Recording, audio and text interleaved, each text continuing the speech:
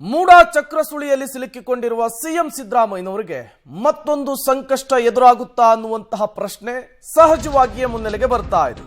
CM ಸಿದ್ದರಾಮಯ್ಯನವರಿಗೆ ಈ ಮೂಲಕ shock ಮೇಲೆ ಶಾಕ್.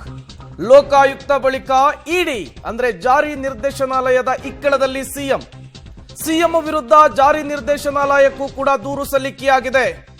ಮೊನ್ನೆ ಇಮೇಲ್ ಮೂಲಕ ದೂರನ್ನು ಕೊಟ್ಟಿದ್ರು ದೂರುದಾರ ಸ್ನೇಹಮಯಿ ಕೃಷ್ಣ. ಇವತ್ತು ಖುದ್ದು ಇಡಿ ಕಚೇರಿಗೆ ಹೋಗ್ತಾರೆ, ದೂರನ್ನು ಸಲ್ಲಿಕೆ ಮಾಡ್ತಾರೆ. ಇದು ಸಹಜವಾಗಿಯೇ ಕುತೂಹಲಕ್ಕೆ ಕಾರಣವಾಗ್ತಾ ಇದೆ.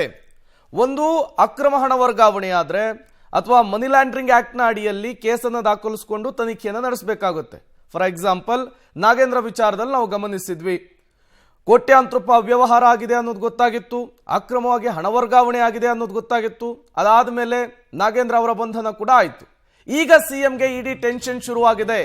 ಸಿಎಂ ವಿರುದ್ಧ ಇಡಿಗೆ ದೂರನ್ನು ಕೊಟ್ಟಿದ್ದಾರೆ ದೂರುದಾರ ಸ್ನೇಹಮಯಿ ಕೃಷ್ಣ ಅವರು. ಮೇಲ್ ಮೂಲಕ ಈಗಾಗಲೇ ದೂರು ಸಲ್ಲಿಕೆಯಾಗಿದೆ. ಇಮೇಲ್ ಪತ್ರವನ್ನು ಬರೆದು ದೂರನ್ನು ಕೊಟ್ಟಿದ್ದಾರೆ ಸ್ನೇಹಮಯಿ ಕೃಷ್ಣ ಅವರು. ಇವತ್ತು ಖುದ್ದು ಇಡಿ ಆಫೀಸಿಗೆ ಹೋಗ್ತಾರೆ, ಇಡಿ ಜಂಟಿ ನಿರ್ದೇಶಕರನ್ನ ಭೇಟಿ ಮಾಡ್ತಾರೆ, ಇವತ್ತು ದೂರನ್ನ ಸಲ್ಲಿಕೆ ಮಾಡ್ತಾರೆ. ಅದಾದ ಮೇಲೆ ಆಗುವಂತಹ ಬೆಳವಣಿಗೆಗಳು ಕುತೂಹಲ ಕಾರಣವಾಗ್ತಾ ಇದೆ. ಸಿಎಂ ಸಿದ್ದರಾಮಯ್ಯ ಅಧಿಕಾರ ದುರ್ಬಳಕೆ ಮಾಡಿಕೊಂಡಂತಹ ಆರೋಪವನ್ನು ಫೇಸ್ ಮಾಡ್ತಾ ಇದ್ದಾರೆ. ಈಗಾಗಲೇ ಲೋಕಾಯುಕ್ತದಲ್ಲಿ ಎಫ್ಐಆರ್ ರಿಜಿಸ್ಟರ್ ಆಗಿದೆ. ಮೂಡಾದಲ್ಲಿ ಪತ್ನಿಯ ಹೆಸರಿನಲ್ಲಿ 14 ನಿವೇಶನ ಪಡೆದಂತಹ ವಿಚಾರ ಕೂಡ ಉಲ್ಲೇಖವಾಗಿದೆ. ಈ ಎಲ್ಲ ಅಂಶವನ್ನು ಕೂಡ ಉಲ್ಲೇಖಿಸಿ ಪತ್ರವನ್ನು ಬರೆದಿರುವಂಥದ್ದು. 16 ಪುಟಗಳ ದೂರರ್ಜಿಯನ್ನ ಸ್ನೇಹಮಯಿ ಕೃಷ್ಣ ಅವರು ಬರೆದಿದ್ದಾರೆ ಇಡಿಗೆ, ಜಾರಿ ನಿರ್ದೇಶನಾಲಯಕ್ಕೆ. ಈಗ ಮನಿ ಲ್ಯಾಂಡ್ರಿಂಗ್ ಆಕ್ಟ್ ಮೂಲಕ ತನಿಖೆಯನ್ನು ನಡೆಸುವಂತೆ ಆಗ್ರಹಿಸಲಾಗಿದೆ. ಇದನ್ನ ಇಡಿ ಯಾವ ರೀತಿ ಕನ್ಸಿಡರ್ ಮಾಡುತ್ತೆ ಅನ್ನೋದು ತುಂಬಾ ಇಂಪಾರ್ಟೆಂಟ್ ಆಗುತ್ತೆ. ಇವತ್ತು ಖುದ್ದು ಇಡಿ ಕಚೇರಿಗೆ ತೆರಳಿ ದೂರನ್ನು ದಾಖಲಿಸಲಿದ್ದಾರೆ ಸ್ನೇಹಮಯಿ ಕೃಷ್ಣ ಅವರು. ಸಿಎಂ ವಿರುದ್ಧ ಇಡಿಗೆ ದೂರು ನೀಡಿದ್ದಾರೆ ಸ್ನೇಹಮಯಿ ಕೃಷ್ಣ ಅವರು. ಈ ಮೂಲಕ ಹೊಸ ಟೆನ್ಷನ್, ಹೊಸ ಆತಂಕ ಸಿಎಂ ಅವರು ಫೇಸ್ ಮಾಡಬೇಕಾದಂತಹ ಪರಿಸ್ಥಿತಿ. ಇವತ್ತು ಅನ್ನಪದ ವಿಚಾರದಲ್ಲಿ ಸಾವಿರಾರು ಕೋಟಿಗಳ ಅವ್ಯವಹಾರ ನಡೆದಿದೆ, ಅದರ ನಿವೇಶನ ರೂಪದಲ್ಲಿ ನಡೆದಿದೆ. ಹಾಗಾಗಿ ಇದರಲ್ಲಿ ಜಾರಿ ನಿರ್ದೇಶನ ಕೂಡ ತನಿಖೆ ಮಾಡೋದು ಸೂಕ್ತ ಅಂದ್ಕೊಂಡು ಬಂದಿರೋದ್ರಿಂದ ಅದ್ರ ಬಗ್ಗೆ ನಾವು ದೂರನ್ನು ಕೊಟ್ಟಿದ್ದೀನಿ. ಸರ್, ಇಲ್ಲಿ ನಾನು ಪ್ರತಿಯೊಂದು ಅರ್ಜಿಲೂ ಕೂಡ CM ಅವರ ಏನು ಪ್ರಕರಣ ಇದೆ ಅದನ್ನು ಉದಾಹರಣೆಗೆ ಇಟ್ಕೊಂಡು ಅಲ್ಲಿ ನಡೆದಿರೋ ಅಕ್ರಮಗಳ ಬಗ್ಗೆ ಸಮಗ್ರ ತನಿಖೆ ನಡೆಸಬೇಕು ಅನ್ನೋದೇ ನಮ್ಮ ಉದ್ದೇಶ. ಹಾಗಾಗಿ ಸಿದ್ದರಾಮಯ್ಯ ಪ್ರಕರಣ ಉದಾಹರಣೆಗೆ ಇಟ್ಕೊಂಡು ಅಲ್ಲೇನು 50-40 ನಿವೇಶನ ಸಂಬಂಧಪಟ್ಟಾಗಿ ಸಾವಿರಾರು ಕೋಟಿಗಳ ಅವ್ಯವಹಾರ ನಡೆದಿದೆ, ಅದೆಲ್ಲ ಸಮಗ್ರ ತನಿಖೆ ನಡೆಸಬೇಕು ಅನ್ನೋದೇ ಕಾರಣದಿಂದ ನಾನು ಇಡಿಗೆ ಅರ್ಜಿಯನ್ನು ಕೊಟ್ಟಿದ್ದೀನಿ. ಮಾನ್ಯ ನ್ಯಾಯಾಲಯಕ್ಕೆ ಸಲ್ಲಿಸಿರೋದ ಅರ್ಜಿ, ಖಾಸಗಿ ಅರ್ಜಿಲೂ ಕೂಡ ಎಲ್ಲ ಅರ್ಜಿಲೂ ಕೂಡ ಸಿದ್ದರಾಮಯ್ಯವರ ಪ್ರಕರಣ ಉದಾಹರಣೆಗೆ ಇಟ್ಕೊಂಡೆ ಅಲ್ಲಿ ಮೈಸೂರು ನಗರಾಭಿವೃದ್ಧಿ ಪ್ರಾಧಿಕಾರ ನಡೀತಕ್ಕಂಥ ಎಲ್ಲ ವ್ಯವಹಾರಗಳ ಬಗ್ಗೆ ಸಮಗ್ರ ತನಿಖೆ ನಡೆಸಬೇಕು ಅನ್ನೋದೇ ಮನವಿಯನ್ನು ಮಾಡ್ಕೊಂಡಿದೆ. ನಮ್ಮ ನಿವೃತ್ತ ನ್ಯಾಯಮೂರ್ತಿಗಳ ದೇಸಾಯಿ ಅವರು ಅಲ್ಲಿ ಅಕ್ರಮ ನಡೆದಿದೆಯಾ ಇಲ್ವಾ, ಅಕ್ರಮ ನಡೆದಿದೆ ಯಾವ ರೀತಿ ನಡೆದಿದೆ, ಸೊ ಯಾರನ್ನೆಲ್ಲ ಆರೋಪಿ ಮಾಡಬೇಕು ಅನ್ನೋದ್ರ ಬಗ್ಗೆ ಅವ್ರದ್ದೊಂದು ವಿಚಾರಣೆ ಮಾಡಿ ಸರ್ಕಾರಕ್ಕೆ ವರದಿ ಕೊಡೋದಷ್ಟೇ ಅವ್ರ ಕೆಲಸ. CBIನವರು ಅಲ್ಲಿ ಯಾವ ರೀತಿ ಅಕ್ರಮ ನಡೆದಿದೆ ಅನ್ನೋದ್ರ ಬಗ್ಗೆ ತನಿಖೆ ನಡೆಸಿ, ಸೊ ಯಾರ್ಯಾರು ಅಲ್ಲಿ ಆರೋಪಿಗಳಾಗ್ತಾರೆ, ಯಾರ್ಯಾರಿಗೆ ಯಾವ್ಯಾವ ರೀತಿಯ ಶಿಕ್ಷೆ ಕೊಡಿಸ್ಬೇಕು, ಅದಕ್ಕೆ ಪೂರಕವಾಗಿ ಯಾವ ಸಾಕ್ಷಿಗಳನ್ನು ಪರಿಗಣಿಸಬೇಕು ಅನ್ನೋದ್ರ ಬಗ್ಗೆ CBIನ ತನಿಖೆ ಮಾಡಿದ್ರು. ಸೊ ಇಡಿ ಅವರು ಅಕ್ರಮ ಹಣ ವರ್ಗಾವಣೆಗೆ ಸಂಬಂಧಪಟ್ಟಂತೆ ನಿವೇಶನ ರೂಪದಲ್ಲಿ ಈ ಸಾವಿರಾರು ಕೋಟಿಯ ಹಣದ ವ್ಯವಹಾರ ನಡೆದಿದೆಯಲ್ಲ ಅದ್ರ ಬಗ್ಗೆ ಅವ್ರು ತನಿಖೆಯನ್ನು ಮಾಡುತ್ತಾರೆ. ಅವರ ನಿವೇಶನ ಮೌಲ್ಯ 50 ಕೋಟಿಗಿಂತ ಹೆಚ್ಚು ಅಂತೇಳಿ ಅವರೇ ಹೇಳ್ಕೊಂಡಿದ್ದಾರೆ. ಆಗ ಇಷ್ಟು ಕೋಟಿ ಒಬ್ಬರದೇ 50 ಕೋಟಿ ಅಂತ ಹೇಳಿದ್ರೆ ಇನ್ನು ಹಲವಾರು ಇದೇ ರೀತಿ ಸಾಕಷ್ಟು ಅಲ್ಲಿ.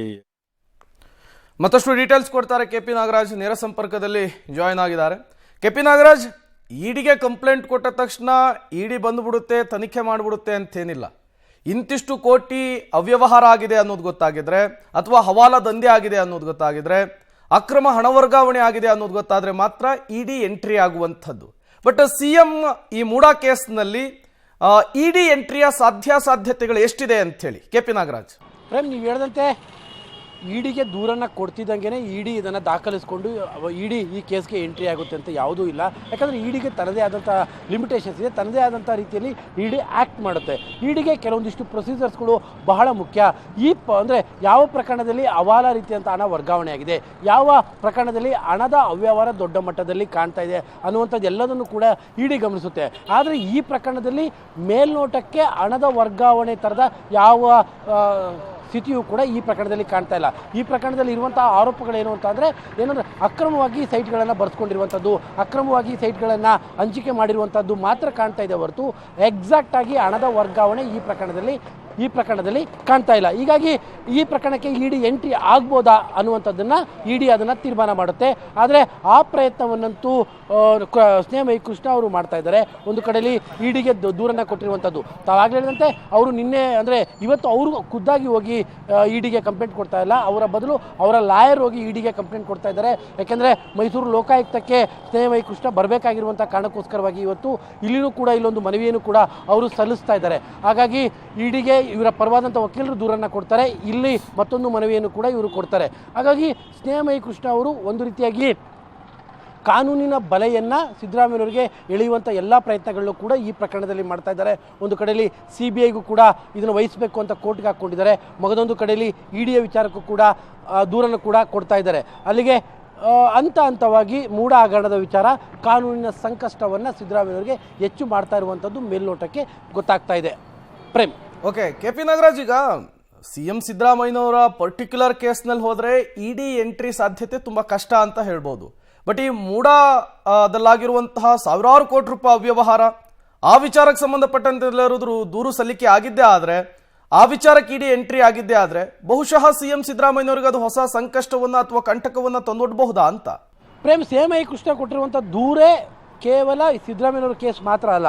ಸಿದ್ದರಾಮಯ್ಯನವರ ಕೇಸನ್ನು ಹಿಡಿದುಕೊಂಡು ಅವರು ಒಟ್ಟಾರೆಯಾಗಿ ಮೈಸೂರು ನಗರಾಭಿವೃದ್ಧಿ ಪ್ರಾಧಿಕಾರದಲ್ಲಿ ದೊಡ್ಡ ಮಟ್ಟದಲ್ಲಿ ಭ್ರಷ್ಟಾಚಾರ ಆಗಿದೆ, ದೊಡ್ಡ ಮಟ್ಟದಲ್ಲಿ ಅವ್ಯವಹಾರ ಆಗಿದೆ, ಈ ಕಾರಣಕ್ಕೋಸ್ಕರವಾಗಿ ತಾವು ಎಂಟ್ರಿ ಆಗಬೇಕು, ತಾವು ಈ ಕೇಸನ್ನು ದಾಖಲಿಸಿಕೊಂಡು ತಾವು ತನಿಖೆಯನ್ನು ಶುರು ಮಾಡಬೇಕು ಅಂತ ಅವರು ದೂರನ್ನು ಕೊಟ್ಟಿರುವಂಥದ್ದು. ಅಲ್ಲಿಗೆ ಇದು ಒಂದು ವೇಳೆ ಇಡಿ ಎಂಟ್ರಿ ಆಗಿದ್ದೇ ಸತ್ಯ ಆದರೆ, ಇಡಿ ಇದನ್ನು ದೂರನ್ನು ದಾಖಲಿಸಿಕೊಂಡು ತನಿಖೆಯನ್ನು ಆರಂಭಿಸಿದರೆ ಸತ್ಯ ಆದರೆ, ಕೇವಲ ಸಿದ್ದರಾಮಯ್ಯನವರಿಗೆ ಮಾತ್ರ ಅಲ್ಲ, ಸಿದ್ದರಾಮಯ್ಯರ ಜೊತೆಯಲ್ಲಿ ಈ ಒಂದು ಪ್ರಕರಣದಲ್ಲಿ ಏನು 50-50 ಅನುಪಾತದಲ್ಲಿ ಯಾರ್ಯಾರು ಸೈಟ್ಗಳನ್ನ ಪಡೆದುಕೊಂಡಿದ್ದಾರೆ, ಯಾರ್ಯಾರು ಸೈಟ್ಗಳನ್ನು ಹಂಚಿದ್ದಾರೆ, ಇದರ ಮಧ್ಯವರ್ತಿಗಳು ಯಾರು, ಆಫೀಸರ್ಸ್ ಯಾರು, ಎಲ್ಲರಿಗೂ ಕೂಡ ಸಂಕಷ್ಟ ಶುರುವಾಗುತ್ತೆ. ಅದನ್ನೇ ನಾನು ಹೇಳ್ತಾ ಇದ್ದಂಥದ್ದು ಪ್ರೇಮ್. ಇಡಿಗೆ ಈ ರೀತಿಯಾಗಿ ಸೈಟಿನ ಅಕ್ರಮವಾಗಿರುವಂತಹ ಪ್ರಕರಣದಲ್ಲಿ ಎಂಟ್ರಿ ಆಗಬಹುದಾ ಅನ್ನುವಂಥದ್ದು ಇಡಿಗಿರುವಂತಹ ವ್ಯಾಪ್ತಿ, ಅದನ್ನು ಇಡಿ ಅವರು ಈಗ ಪರಿಶೀಲನೆ ಮಾಡ್ತಾರೆ. Prem. Okay, thank you KP Nagaraj ತಮ್ಮೆಲ್ಲ ಮಾಹಿತಿಗಾಗಿ.